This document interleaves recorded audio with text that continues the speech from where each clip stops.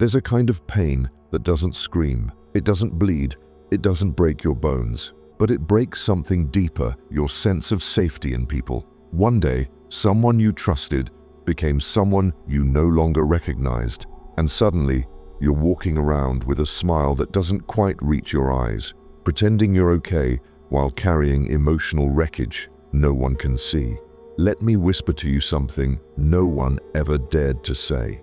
There is no need for closure to actually let someone go. You don't need apologies to set yourself free. In fact, you don't need to try making them see what they never bothered with back in the day. The most powerful healing happens in silence. At first, your mind will cry for justice. Your mind will rehearse conversations it will never have, rewrite endings the other person will never read, and pray maybe they will wake up to that weight. But they won't. Because if they were capable of that kind of self-reflection, they wouldn't have hurt you in the first place. So you sit there, stuck, not because you're weak, but because you're trying to make sense of something that was senseless.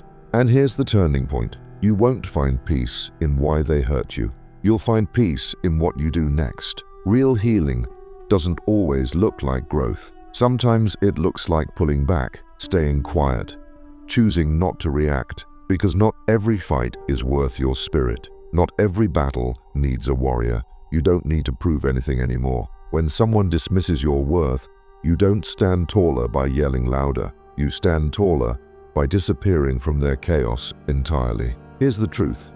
Your energy is your most sacred currency, and every thought, every replayed memory, every internal debate you have about them, it's a withdrawal. You can't keep spending your energy on a chapter that's already closed. You can't keep feeding someone who's already full from your suffering. Protect your energy like it's the last thing you have, because in many ways, it is. People will call you cold for going silent. They'll say you've changed. They'll tell stories that paint you as the villain because your peace makes them uncomfortable. Let them.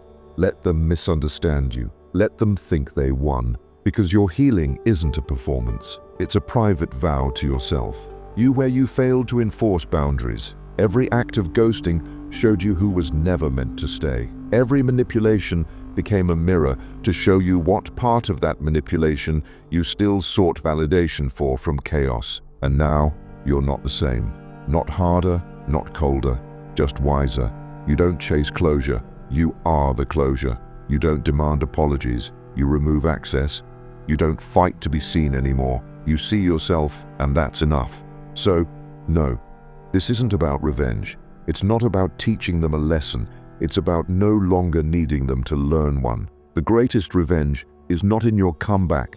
It's in your calm, your peace, your silence. They'll wonder how you moved on so quietly, how you stopped needing them to fix what they broke. They'll never understand, because it was never about them. It was always about you. And now, it's your time. Not to prove something, but to rise quietly and never look back.